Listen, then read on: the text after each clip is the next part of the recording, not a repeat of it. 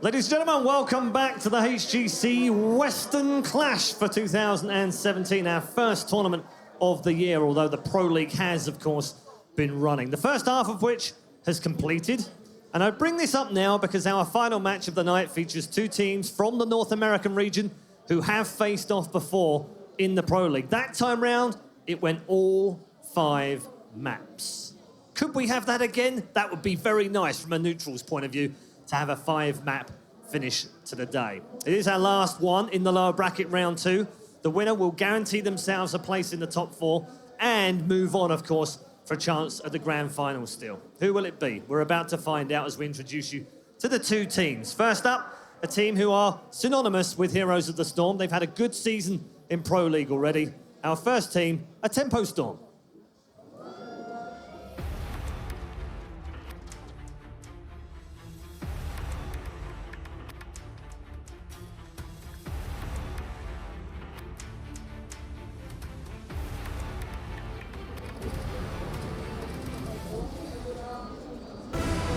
Please welcome to the stage, Tempo Storm.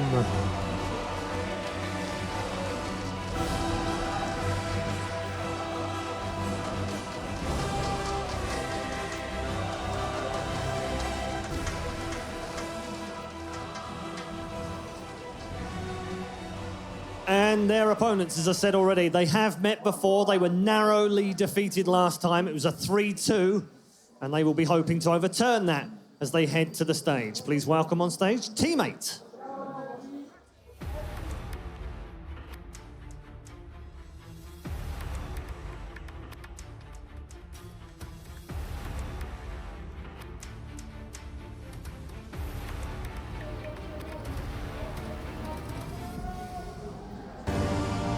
Who will be the pride of North America? Please welcome Team 8.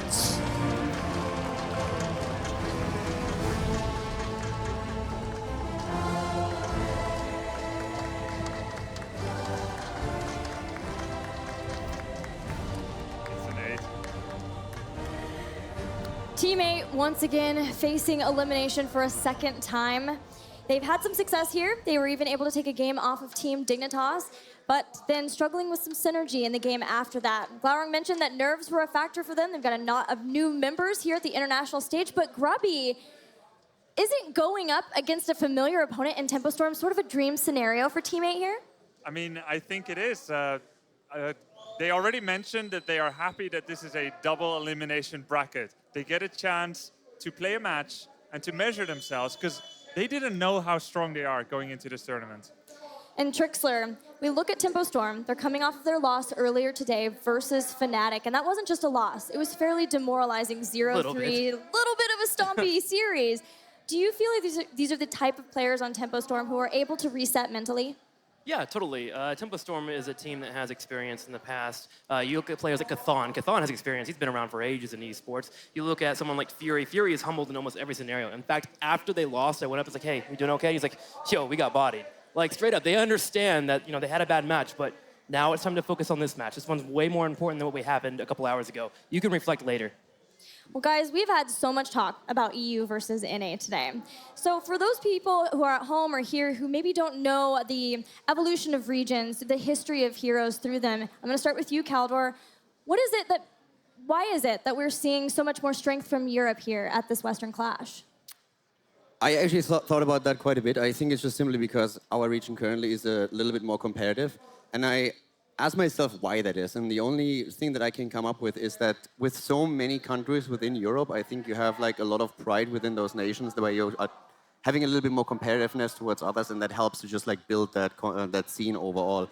That's the only explanation that I could come up with, and I think that gives us a little bit of an edge. I mean, we have a full Swedish team here. We have a strong German team with a Bulgarian edition. So I think this is one of the reasons why there's always a little bit more competition than maybe in North America. Tim? I think one of the things is actually probably more of a community sentiment that's very public.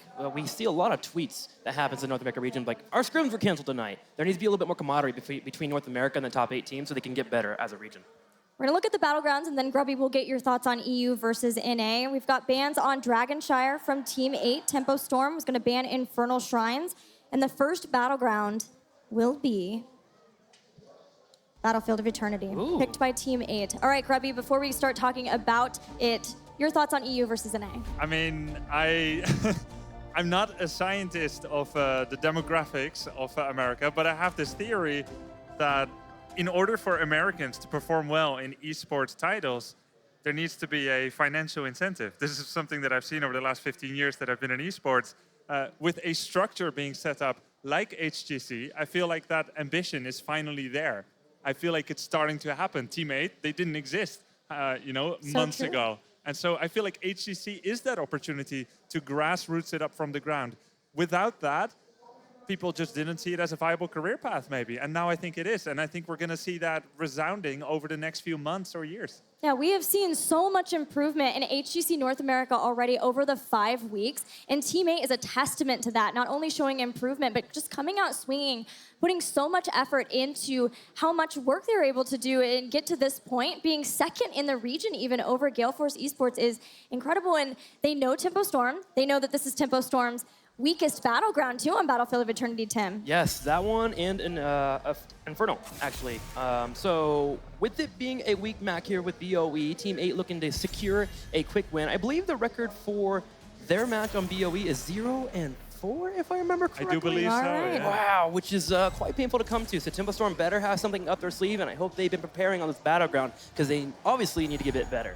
All right, so straight into the drafts here. Team 8 will take out Tassadar. Tassadar has been played by Tempo Storm very often this tournament, and teams are catching on. On the other side, Tempo Storm is banning out Zeratul. Get rid of that whole element of the Glorong factor. So Team 8 now has Li Ming and Malfurion. Tempo Storm has elected to take Ragnaros as #1 pick. Medivh and Muradin. This is going hyper fast. Okay. I actually think at this point they already knew quite well how the first few rounds in the draft would go. As he said, the Glorong factor immediately banned out, and of course another hero that we have also taken now is Medivh. So that is really starting to limiting his hero pool a little bit. There's a lot of target bans and minds, like a lot of mind games going into this. Do you think Tempo Storm just has a list? Like in the big, it writes in big Glorong. By win rates. Underneath, there's like 3 hero names. Medivh, Zeratul, and they're just like crossing it out with a big fat marker. If it's a Valera ban, you definitely know that's a strategy here for Tempo Storm. I mean, so far they got 2 out of, what, 4? I mean, he plays Tyrael, Medivh, Zeratul, Valera, and then He's got Dahaka, but Dahaka's not really the best on this battleground in particular, so yeah, things get harder. There's a ban coming up. Yeah. One more ban, we'll see. Tempo, our teammate currently thinking about what they would like to ban out. It's actually kind of hard to get an estimate of what you want to go for with Ragnaros, Medivh, and Muradin. There's nothing that pops out for me here. So I think at this point you ban out something that you're not wanting to face off against. A hard engage could be an option. They decided to get rid of Tychus instead, so they could move into a double warrior selection. Taking down one of the range damage dealers, I think, is the right choice here, and it depends, as you said, a little bit with what exactly they are going for in terms of their own front line.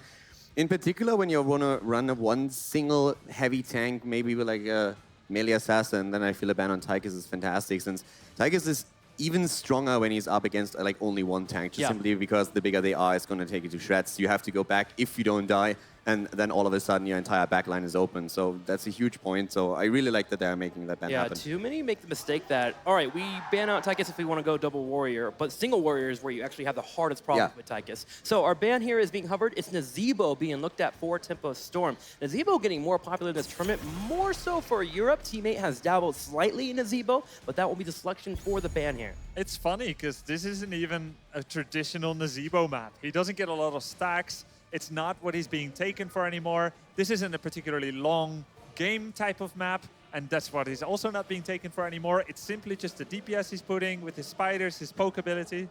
It's basically Team 8, Arachnophobes confirmed. Yeah. Well, now we move into our selections for Team 8, and they need to decide here. Do they want to pick up Glorong's hero of choice right now, or are they just going to go ahead and make sure they get a strong foundation and allow something new to come out for Team 8? Just looking down the roster, nothing really stands out for me in terms of what we could see from this team. In fact, the only thing I can think of is some old school Glorong, maybe some Greymane. He played way back in the day. I would actually really like to see if they could throw some Greymane in. First of all, he's absolutely fantastic when we're talking about the map objective. Like, you get so much DPS on the Immortal. Ooh, and it's also fantastic for the Muradin here. And that's that Diablo explains the Tychus ban so much. I love that they have made this happen, that they actually ban out the Tychus. They want to go for the Diablo. The Greymane is strong against the Muradin. It's strong on the objective. So I really feel the comp that they're currently drafting here. And Diablo gives them control of the portals here from Medivh. Diablo has actually played a lot in the first couple weeks of EU as a way to control the Medivh, but it gives you that hard engage. It gives you the control of the portal as you can stand on the exit here and be fine, because you're usually actually very solid in take, especially with Tychus not being available. Yeah, I mean, Teammate actually has great Medivh counters here. Ooh, okay, all right. This, Lucio. But yeah, I mean, with Diablo, with Malf, with Li Ming, you can control the portal points, push people out, silence them, root them, wave of force them out, overpower, shadow charge. A lot of tools here for Teammate. They have a very prevalent Medivh player in Glaurung, so they feel like they know how to deal with it. But this is the first time we see Lucio on a non-Tomb of the Spider Queens map in this tournament. Yeah, being here on BOE, you have some walls to dance on. It does make sense. And again, that wasn't meant to be a pun for the dance statement there. But seriously, you have Murden, you have Medivh, you have Vala with jolting around. All you have to do is take care of your Ragnaros. And Tempo Storm has some mobility on their side, which makes it much harder for Diablo and Greymane to get the isolation that they actually want to have here. Team 8, I think I want maybe a little more lockdown, a little more setup. I wouldn't mind seeing, gosh, maybe an Arthas? Ooh, what? Wow. Abathur on BOE? Okay. So that's sort of a prismaticism thing. Not necessarily on Battlefield of Eternity, but the way that the draft ended up going down is not only was Glaurung pushed out of some of his comforts with the early bans, but seeing a Tychus ban, Ragnaros already picked up, and then a follow-up Nazeebo ban was also limiting to prismaticism. Oh. Another thing that we also should really point out is that there's no real globals on the side of Tempo Storm. So it's not that you can suddenly sneak in, have that fly in that Mena showed earlier against an Abathur and take him down here. In the early stages of actually Battlefield of Eternity getting released, a lot of teams have been experimenting with Abathur trying to soak during the Immortal phase. In this case, on the other hand, you have the support for the Greymane, you have it also for the Diablo in the early game, the copy on Greymane. And Team 8 has been playing a very explosive and just like played a burst style over the course of the tournament. So I really think this is something that is right down the alley. Grubby, I want to ask you on your thoughts on this. Does this make it seem like Team 8 inherently has to play defensively early on, even though they have a Greymane composition to burn down an Immortal? I think they can be both defensive and aggressive. Abathur gives them options. It makes their early game a little weak with Abathur, but if you look at the damage the teammate has, they have really good damage on the Immortal. They can take trades. They can play delayed games either on their own or on the other Immortal. I feel like the pressure's a little bit on Tempo to make things happen fast, both in terms of going up against Abathur, and also they have very weak clear on the Immortal. Medivh is atrocious at doing damage on the Immortal. Yeah. So is Lucio. They need to make it happen fast. Luckily, they got Lucio with that speed boost. Team 8 has this Greymane Abathur style, which is one that they very much like. They usually run it on Cursed, though. Battlefield of Eternity is not necessarily the comfort for that, but not only that, Justing has busted out his Diablo again. I have been waiting for this because he is 5-0 on the hero through HGC. Started out the very beginning with Medivh as well, being able to do a lot with that, but they won't have Medivh to pair with it, so we'll see how it's going to work out for them. Our game is ready. NA versus NA, Tempo Storm versus Team 8. Here we go, going into Battlefield of Eternity. And man, Jay-How, this is one of those situations where it's a restricted meta between these two teams. They know each other so well, they've played so many times, and we get to see some crazy picks as a result. Yeah, we are going to see Tempo Storm, who you would concede as the favorite here, as we're going to see Caterpillar leading the front line with Ragnaros. And of course, Fury, the stalwart, going to be on the front line for Murden. And the highlight here is June going to be on Lucio. And as we heard Grubby say, first time not on Tomb of the Spider Queens. We'll see how this works out. Their opponents in the red, Team 8, the only team to take out a European in one game. Prismat going to be there. We've got Glaurung on the Greymane. Malfurion played by Buds. Up next is Diablo on Justing with that 5-0 record so far this season, as Gilly said, and Yoda on the Li Ming. Now, looking at this map, one thing Grubby mentioned in the draft that's really important to consider is the fact that they do have Medivh, they do have Lucio. The damage output with those two on your team is quite low, but we are seeing the Monster Hunter style with Vala. Yeah, that should help contribute a lot to that push. You can also split Vala off with something like that, because traditionally you're going to have a 4v4 if it comes to defend because of that Abathur pre-10. So we'll see how that plays into the defense, but early pressure down in the bottom here by Team 8. Try to push in just a little bit. You can do that with Li Ming early and safe. Yeah, just get some safe push on. You got all those toxic nests in there waiting, mostly serving for vision and dismount, but still gives you the safety to know everything about your opponent's approach to this lane. I think the last time I saw this on an international stage was probably DreamHack Summer last year. It was either one of the Korean or the Chinese teams, but it was the last time I saw an Abathur on Battlefield of Eternity. It was quite impactful. I was actually quite surprised. It's not something we see that often. Team 8 willing to risk it in Game 1 against Tempo Storm. Yeah, I don't know if it's going to be the optimal situation for them. It did feel a little bit forced, but it certainly can have its value and work out for them, especially once they reach level 10. One of the more interesting things we'll have to see, Justin plays a really, really good Diablo. The structures around, you do have opportunities to get stuns to be able to force that stun off of the Shadow Charge. So we'll see how well he's able to do that. But right now, we will see the race for the Immortal begin. Looks like you got teammate there on the defense for the moment. Psalm's going to scout that out. The power of Medivh gives you the options to collapse on quickly and safely have that poke. Lots of beautiful coverage with the mines, giving all the vision around their defensive position here. So both teams are really just playing cautious. Yeah, right now they should be able to defend should Tempo Storm. They don't want to give up too much, which is why we see Vala soaking on the minimap there against somebody like Abathur. The race for 4 is definitely going to be there, so we'll keep an eye on that. Yeah, level 4, not too far away. Right around the corner here. Well, level 4 right around the corner, and one thing we do want to take a look at is Medivh, and it's something we don't traditionally see. It's the Portal Master, which means you can manually place it. It's just a split second less, I guess, in getting it down instead of it automatically going. You are able to make a few more plays, be able to risk a little bit more, so we'll keep an eye on that from Psalm, who loves to be aggressive. He plays a lot of melee heroes, but he also plays Medivh, so we'll see exactly how aggressive they want to be when they posture up on Team 8. You see the portal is down, but no one will end up using it. Does give them the option and the information, but safely backing away. Poke slightly in favor of Team 8 so far when it comes to the health bars of these Immortals. Still, even with level 4, very passive on these teams, respecting each other quite a bit. Yeah, you talk about the passive approach from Team 8. When you have Li Ming, you generally try and win that poke war, and it's something you can do pretty easily, but we saw a pretty passive approach from Team 8 in their last time. At the end of the game, they started to really pump it up, and we did see them able to take a late Immortal and, of course, have a lot of success with it. But right now, a very cautious approach by both teams. Yeah, it seems like Fury walks up, he looks, he turns around, and that's their approach to it. And it's just making sure, like, oh, they're still there. Okay, I'll leave. I really wonder what the passive approach is. Obviously, they touched upon it in the draft, is that Medivh really doesn't do a lot of damage until he completes that Master's Touch, but that doesn't come online until 7. But you're also going up against an Abathur, so it's technically 5 bodies versus 4, and there's Fury once again going up, checking.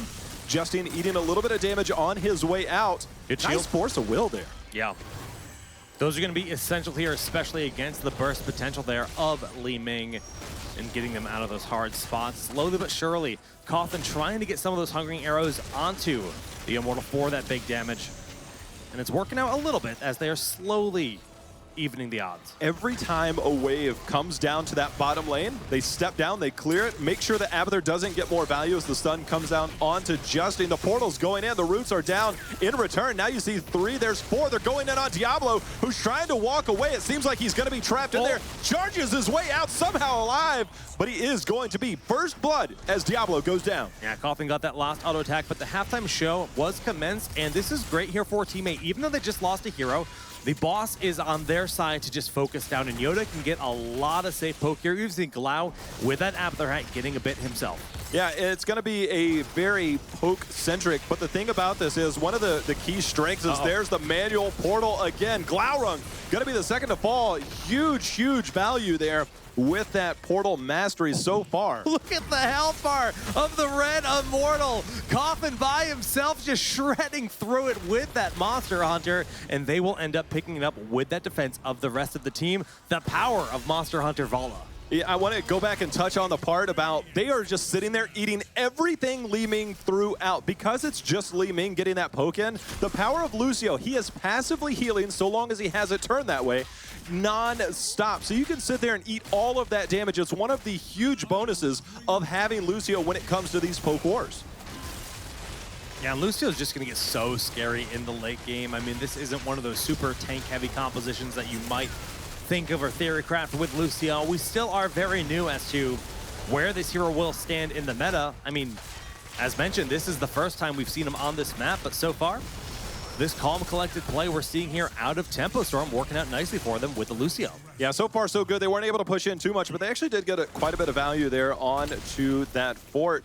But one of the things about Abathur is we also saw some damage in that bottom lane without a real body and any real return damage. Cattle was just able to push in and give themselves a little bit of an experience advantage right now. Yeah, when you take away, those other safe global options and you opt into something like Abathur, it doesn't have the same kind of effectiveness for that. But here we go, the roots are in, the Force of Will out to try to mitigate most of the damage on June. Lucio doing his best to ride on out of here. That Force of Will once more goes through and June gets out. Yeah, one of the bigger things that you can do as Diablo is displacement. And displacement warriors, especially against the Medivh, are pretty high impact. Diablo being one of the best. He can use that, overpower, throw them, and then shadow charge them away. He already used the charge, but that is always going to be a threat when those portals come down. Well, level 10 is the big thing to consider here. You see Team 8, they have all fallen back to their side of the map to play safely, just grabbing that fallen shaman camp on the right side, pushing out the lanes, not taking any risks whatsoever, as 1 death equals level 10, which would likely translate into 3, maybe 4 kills, you never know. Yeah, we're going to have to see that. One of the things that we can see for Diablo is his level 7 pickup of Soul Shield. And generally going up against a Vala, it's probably not the choice, but because it is the Monster Hunter Vala, you definitely want to be a little bit more safe, and it allows you to be a little bit more tanky against that style build. So good pickup there, especially when you look at Medivh and Ragnaros being 2 of the other damage dealers on the side of Tempo Storm. Sound Barrier, the standard, what you'd expect here. Leyline Seal, lots of playmaker abilities on this team. If they can land those monster Leyline Seals, follow up with a 2 to 3 man Sulfura Smash, I mean, that is devastating damage. I'm curious, what do you expect here? Curse Bullet to just try to blow up and pop that Muradin? Oh yeah, it'll be fun, but you have Lucio on the other side, which makes it a much more difficult target because he will turn it up and hit that sound barrier. It might be good for a moment, but the minute that shield comes, it is just the biggest shield when you look at the health bars. Yeah, it does go for the throat as a result here. They do have playmakers. You got Twilight Dream, you've got Apocalypse. Lots of control in the fight, especially in the defensive situation, which is why you see them backing up a bit. Want to restore that health on Fury, let it regenerate from the trait of Muradin, and then they can re-engage for some more safe poke of Vala. Yeah, I think that's going to be the key factor here. It's up to Li Ming to try and posture up. They have to find a way to push forward just a little bit. They have the comp. They do have Abathur, who will now be able to clone and join the fight when he does get that. But the team fight has to happen. This is very Team 8-esque in terms of just posturing, defense, and poking back and forth. I think one of the hard things for Team 8 here is just the fact that we've seen Glaurung on a lot of heroes that can dictate when the team fights. You think about Medivh, that's what he does. You think about Zeratul, that's what he does. You land that big VP, and you begin to fight for your team. But oh my goodness, in the top lane, we do see the blow up onto Ragnaros. Twilight Dream and all go for the throat. It doesn't matter. You will get it. And Glaurung's going in. There's the amp it up. He has Prismaticism on the clone. Excuse me, Greymane nonetheless. But we do have Ragnaros down for a few more seconds. Let's see if Team 8 tries to posture up and get this poke continue going. Yeah, Rag will be up 30 seconds before we have that Sulfura Smash. Sound Barrier on cooldown for a while, and same for Strafe. So a lot of their options are just going to prevent him from not moving into those offensive moves. But here they are going towards Glaurung. So I guess they are going to make the offensive moves, J-How. Yeah, Leyline Steel used in return. Remember, Sulfura Smash was used in vain last time. Diablo trying to make his way out as he's starting to walk away. Very, very tanky right now. He's going to have to drop back, but Tempo Storm, a little bit of a lead here. They're going to be able to push directly onto this Immortal now. Halftime show will commence, and they're sitting in a great spot here, looking to keep the fight going. Sulfura Smash keeping the fight alive. Cleanse has been used, but Justing will be able to back away due to just the low health bar and Fury and the root potential locking them in. When you get that bullseye on that raw Sulfura Smash, it feels good. I mean, it's a lot easier in a choke there, but nicely done. Good cleanse. But again, the defensive posture is here for Team 8. We'll see what they can do. I really would like to see Li Ming posture up just a little bit more somewhere in between these two Immortals, just to try and get some damage in. I mean, at worst, you blink out, you should be fine. There's not a heavy engage except for that portal, which can be dealt with. I think that's the fear, right? I mean, it can be dealt with. You can blink away, but he just seems to respect it a ton here. We do have that Molten Core being used in the top lane. That's Tempo Storm saying, look, we're confident we're going to win this fight, but without Ragnaros in this, it's a 4v5. They do end up losing Medivh very early on. The Strafe doing some good damage, but they are on the retreat. Sound barrier saved a life there because Glaurung went in and he was looking for more. But good shields there, and the race is coming down. And it does go over to Tempo Storm on that backside. It was picked up enough. 200 health difference there, Jake. Beautiful response from Team 8. The moment they heard Molten Core, you can see it's in the top lane, they know they have the advantage. They fly on in, just take the team fight in there, and Medivh dies within moments. Best thing you could ever hope for to happen there.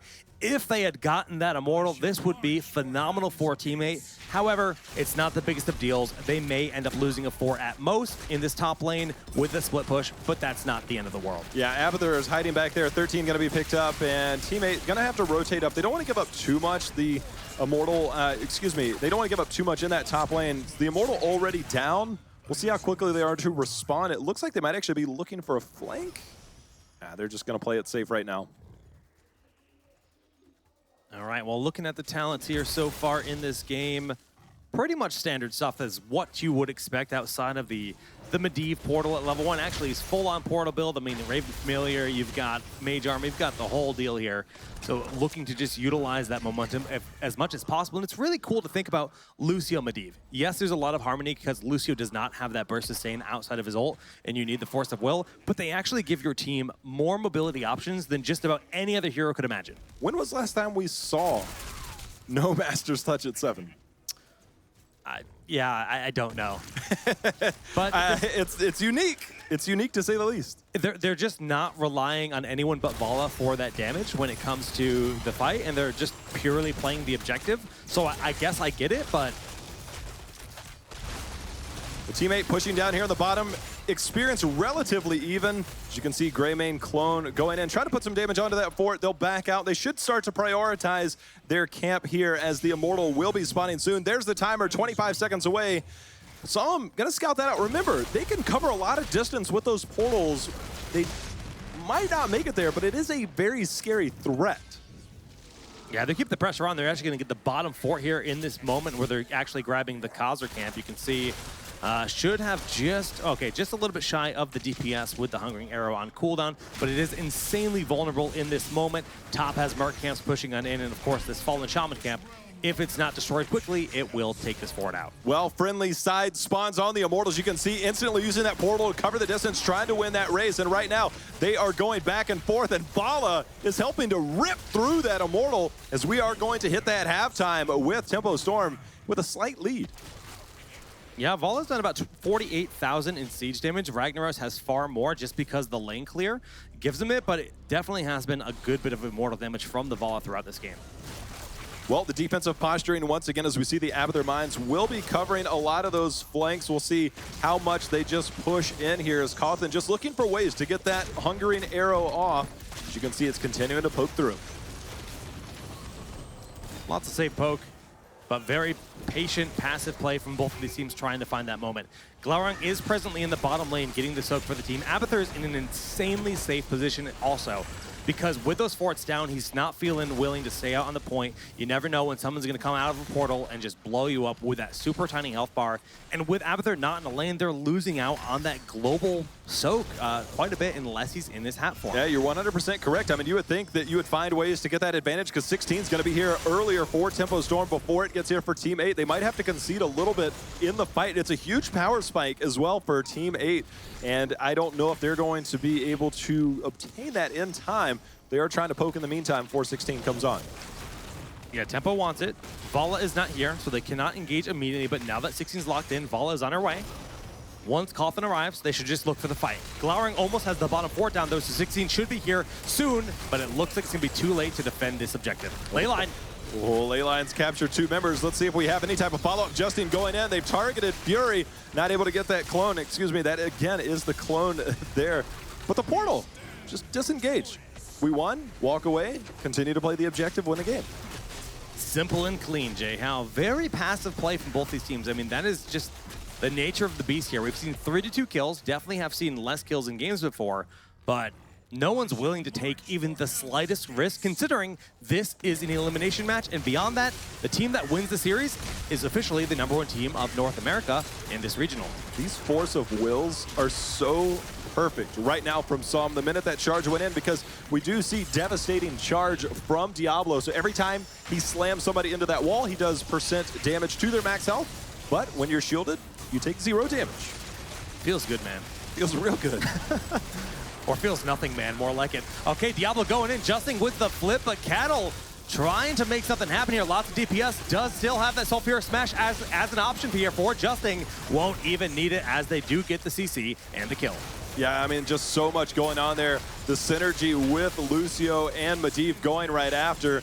They're going to come in. They haven't quite committed that keep down just yet as the damage. Yoda is popping off right now. He actually managed to get just the widest berth there on the Magic Ball going out there, but they do have the Mole Core coming out here. The clone of Prismaticism in the back, trying to put the pressure onto June, who's running away for his life, does end up going down. In the front, we see Murden go down as well, and suddenly Teammate is biting back with the Greymane clone. Yeah, Cattle, he's not going to live much longer. He's trying to Glaurung, the Hungering Arrow. Nice shield there. I'm not sure that it necessarily kept him alive, but the timing was good. And, you know, one of the things that we saw there, we saw the sound barrier come out, but the thing that followed up right after, Circle of Protection picked up a very utility-based Medivh build this go-round, as you saw all of those Force of Wills that were applied. So this is a very defensive posture, but so far they've won all the Immortals. I really don't know that I've ever seen this Medivh build. It's really compelling. I mean, obviously they've practiced it with Lucio probably as well, just trying to go for like mega sustain, considering that the average health bar on their team is quite low outside of, you know, Murder and Ragnaros. And it doesn't feel like their damage is lacking overall, but at level 20 it certainly might, especially if Diablo has max souls, so on and so forth. Well, the next Immortal phase will be here soon. We're going to see the priority on to the Shaman camp.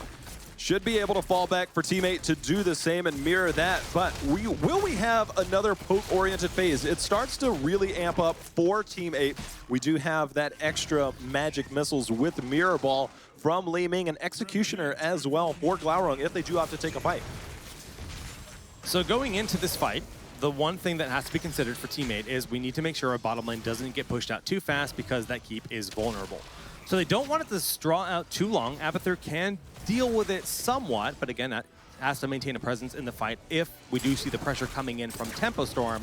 But they're opting to put the pressure on this top 4 right now to put themselves at level 19 and make 20 a big threat. Yeah, they've given themselves a little bit of an advantage. A nice wave of force there from Li Ming to push them directly off that portal and force a disengage. But the Executioner for Greymane and Venom Spikes was picked up for Abathur, which means that the Spike Burst will add a slow, thus good synergy if Greymane decides to go in with that symbiote on.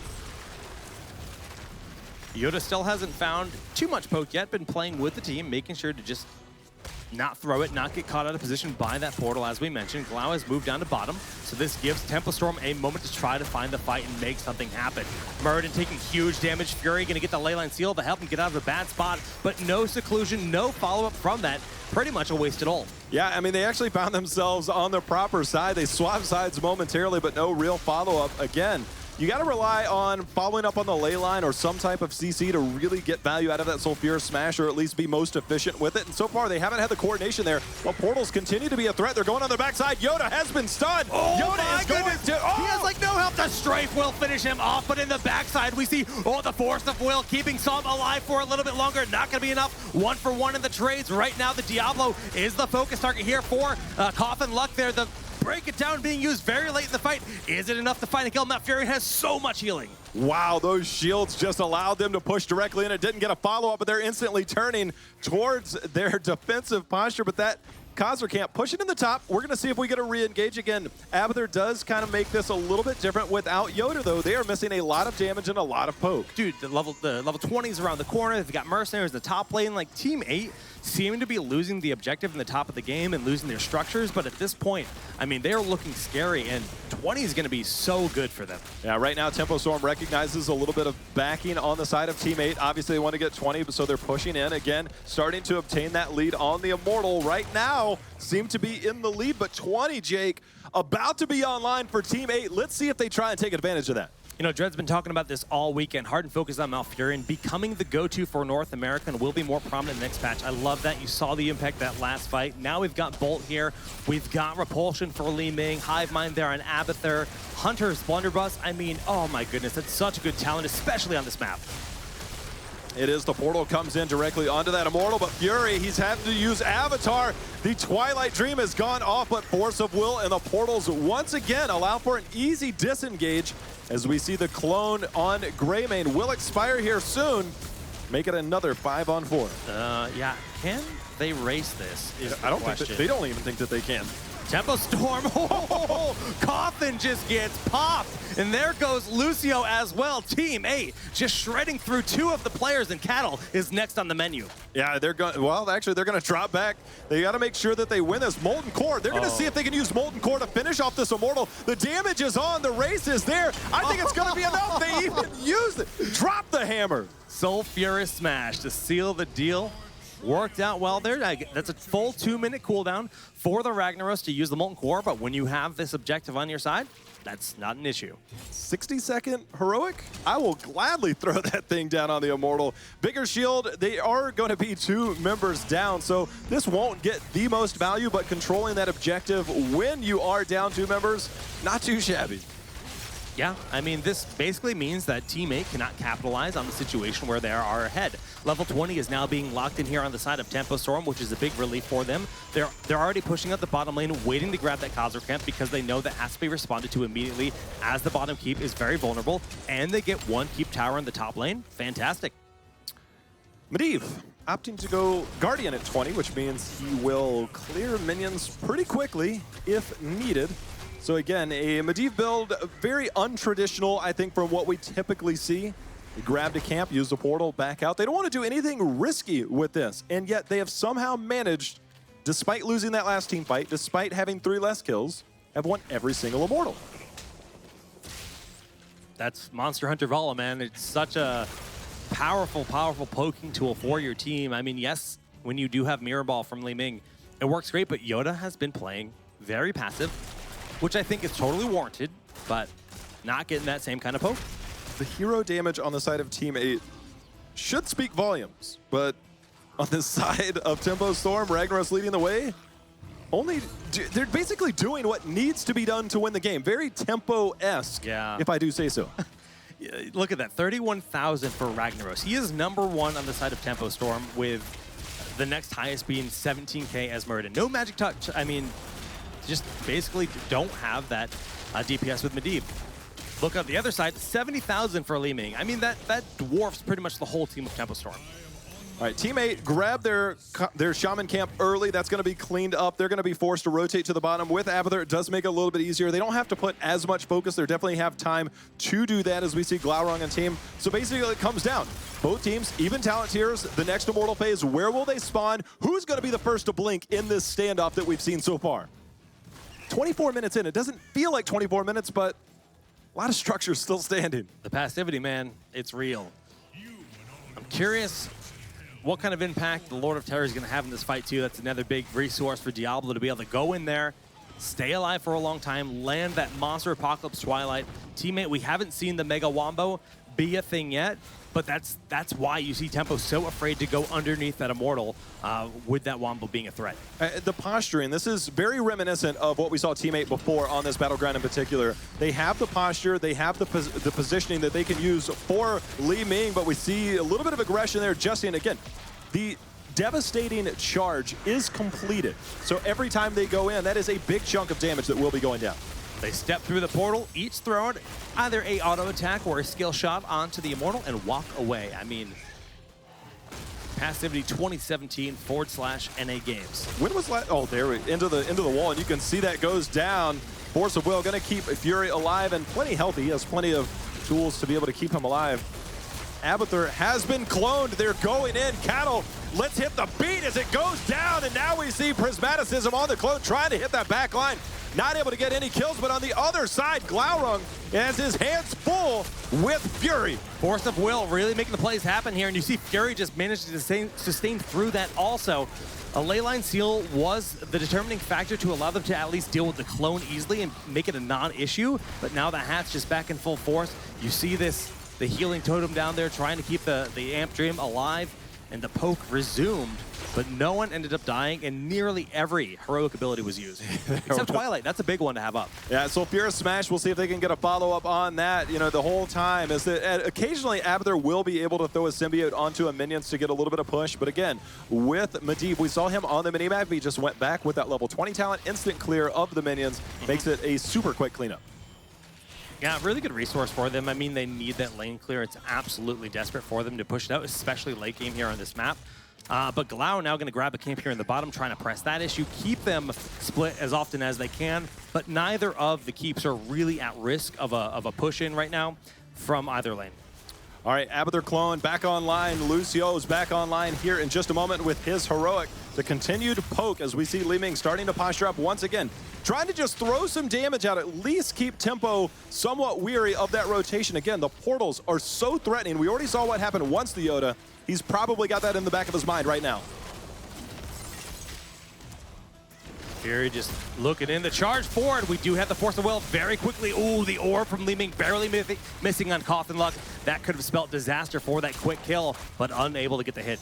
Yeah, it's just, Psalm is on point right now. He is playing his role. And look at this, they're using the portal to try to hit it on the backside. The roots are there, but that is Murden. No hero to dive on there. But again, that camp will still be pushing in the bottom. It's something we'll have to keep an eye on in just a moment. It's still fine, but... Shadow charge. Oh! Fury will get the Force of Will again, keeping him topped off. They just can't find the fight. Big leyline seal on 3 members. They're looking for the focus. They can't quite get the kill quickly enough. Glaurung trying to slip into the shadows, and it looks like he'll be able to do so. Big plays in the front there. Twilight Dream not getting, it was more of a defensive play, and Prismaticism with that clone will end up losing it. And now some damage finally being laid onto this red Immortal by Tempo. You're just not going to win the poke orb, but on the backside, down goes Li Ming as Justin making the big plays. Can they follow? Glaurung starting to get on there as Repulsion starting to hit, and down goes Ragnaros, and will they be done? The portal is going to keep them alive, but huge plays made there by Justin and Glaurung. Yeah, we saw the Sulfurious Smash being used a little bit too far forward to get any kind of value or repulsion. Might have pushed Tempo away too much. I don't know if they wanted to chase, because you saw it just be like, go home. And they just kind of turned around, like, okay, we'll grab the Immortal now, says teammate. But a really good fight by them, finding that kill even after a huge leyline seal start. Yeah, right now they're all going back. They're tapping well. They're preparing for a huge push. This is 28 minutes. By the time this spawns, this will be a, well, they're going this down pretty fast. It could be a 29-minute Immortal, but it's going to be 28 here. Either way, the Immortal is going to be super, super powerful, and all the work that they've done, they're trying to capitalize even more if they can get this camp. If this becomes a big push, this might be the final push, but Molten Core, still something to look out for. Huge asset. Can keep the keep alive for sure. Can dissuade a fight. But it would also die very, very quickly if this, you know, near 30-minute Immortal is wailing away at it. All right, let's see. It's actually one of those moments where you kind of wonder, do you go ahead and push through those minions, or do you wait for that Shaman camp to come up? Either way, the damage that was done a little bit earlier is going to allow this to start to get directly onto the keepers. There's only 1 tower remaining, which won't stand for long. This Immortal pretty healthy, Jake. Molten Core has been used. Yeah, they have no choice here. They need to try to burn through this Immortal. Monster Hunter, again, a big asset. June taking a ton of poke damage. I mean, Yoda is just sieging up. The keep will fall. But can Tempo Storm take...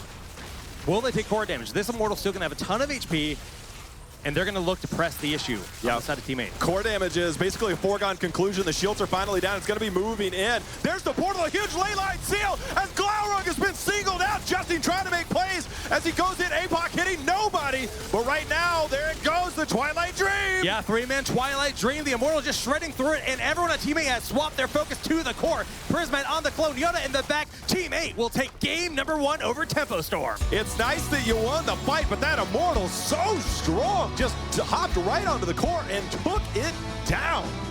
I mean, throughout that game, you saw Tempo playing super, super passive. Even when you're against an Abathur, 1 through 10, you think you got a 45. You think you have an advantage. Be able to push in a little bit more. But since they had Lucio, since they had Medivh, since their damage was so little, they weren't willing to commit on that core, on those Immortals more than anything. And when it got to the late game, I mean, they just turned it up on the side of Team 8. It's very reminiscent of what we saw before. They have the poke potential with Li Ming. They postured up. They played a very defensive approach, but they looked for their opportunities late and they capitalized. All it needed was one Immortal. Yes, it was 30 minutes in by the time this game was over, but nicely done by Team 8. Cannot wait to hear what the expert desk has to say about that game. Well, there is a lot to say about that game. It was a crazy back and forth game. Caldor, things looked really good for Tempo Storm at parts. Where was finally the moment that Team 8 were able to start to bring momentum fully into their favor? For me personally, it was just like the engagements that we saw once again. I feel like Lorang is a Dark Morg on drugs. It's like insane. The guy just like jumps in. That's a hero that perfectly fits his playstyle as well. And when they were able to get their kills in, it was really good. Even though they had a lot of like miscommunication, apparently. I mean, we saw one Apocalypse started and then immediately Wave of Force comes out and all of a sudden nobody is hit. They still won the team fight, but that explosive aggressiveness, I love it. It's fun to watch. Man, on the other side though, Psalm, not only were we seeing Psalm's Medivh, but what a crazy Medivh build. Can you give us some clarity into that, Grubby? There was so many cool parts about Psalm's Medivh build. Yeah. Nearly every talent was different. Yeah. I like it. It started with level 1, Portal Mastery. Normally, the first portal is at the point of position of Medivh. But with Portal Mastery, it's not an A to B thing, the portal. It's a B to C thing. You don't have to be there. And it's really cool. You don't even have to be there at all. You can go across the map, put the first portal of impact, and place it somewhere else. They use that mobility of the portal very well. But first, let's take a look at this final moment here. They did a fantastic job of isolating Greymane away with that leyline seal. Glaurung soon is going to get caught, but the key point here was Team 8 got the copy on Greymane before he died. Yeah, I think this fight is a little bit too late. You need to get this fight before the Immortal gets to your keep. I know they wanted to make sure they had Ragnarok set up, but with double Greymane possibly getting to your core, it's very scary. Now, great job isolating Greymane, as you mentioned there earlier, but you see them fully retreat because of the Apocalypse coming in. The Immortal's already on the core, and then they can turn all damage straight onto that core. Even with the Ultimate Evolution Greymane, it's just enough to burn on through. The Raven Familiar was another part of that portal Yes. build. And Tim, what was the reasoning behind that? So- Is it Immortal based? Yeah, I like the theory cut because you have the Immortal base attack that you get from the level 7 going through and you get the DPS there. But the best part too is that Diablo is a natural counter to portals because you can be a bodyguard. You can set up, you can go in.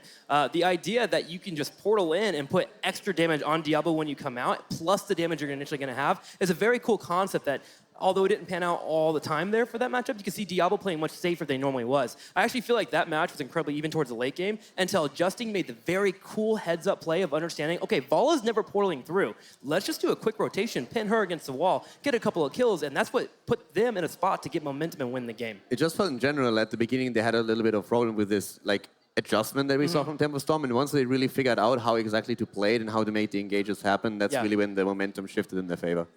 I don't know, man. Fun build. I'm running it all day, every day. I don't care what map we're on now. And it feels like it does go back to the fact that Team 8 have had time to get over nerves. They've been playing up on the stage for a little while now, as well as the fact that it is an opponent that they know and understand. We'll see, though, because Tempo Storm is not an easy opponent. It's only game 1 of a best of 5. We're headed to a break. When we come back, we will have game number 2.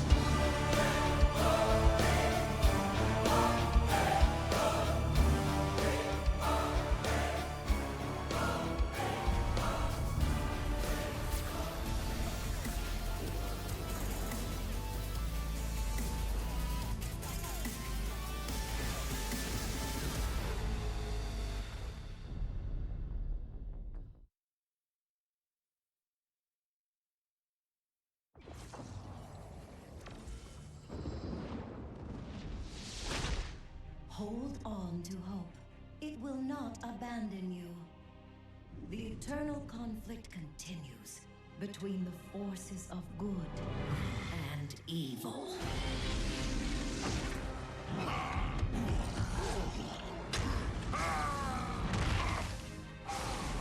Evil will triumph over those who give in to despair. But despair cannot defeat the power of hope. Hope is the voice that will never be silent. Hope is the stream that fills the wells of courage. Hope is the light in the darkness. And in the darkness, I will be that light.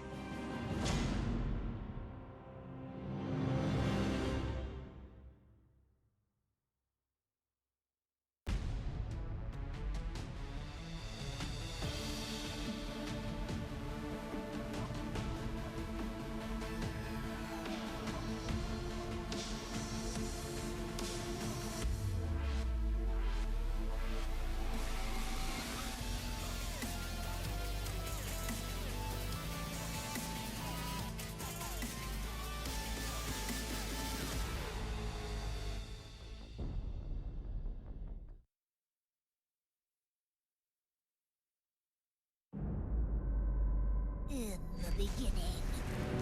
Wait a minute, that's not... Hold on. In our most desperate hour. Whoops! No, way too far. The Nexus! The marvelous anomaly to which the Bronze Dragonflight has sent me as their champion! Oh, hello again. Or is this the first time we've met? You might ask why, as a dragon, would I choose to be this size? Meh, it just works for me. I'm here to keep the very fabric of time and space from unraveling like that. Everyone knows it's not possible to be in several places at the same time. The past you, future you, and future super creepy you? That's different times at the same place, and that's when it gets fun! Don't worry, that's gonna get nerfed. Let's review. Through all time and space, there's more power hidden in the smallest things than you will ever know.